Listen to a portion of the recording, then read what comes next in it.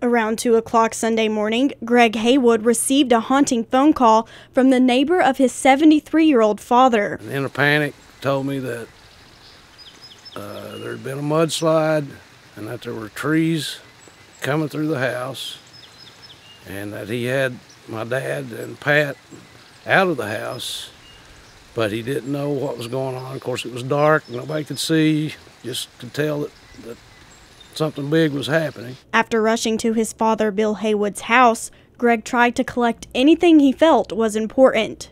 Of course, in a state of panic, we, started trying to gather up medications and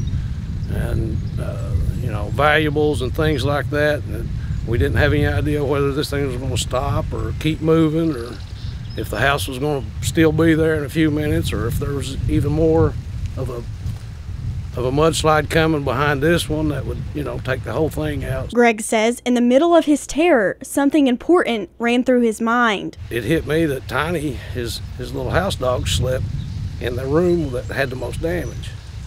And I couldn't even see where she was at, let alone get to her. And so I started making my way to recover her body, I guess, to get in there to get her out without him seeing her and all that stuff. And had to climb through treetops and cross logs, and when I got there, she was just waiting to be let out of the cage. She'd survived it, been pushed across the room, but she was sitting there waiting to get out of the cage. Greg explains that most of the damage was structural. Amazing thing is that through all of the structural damage and the damage that's done to the house, that very little property damage as far as furniture and flooring and dishes.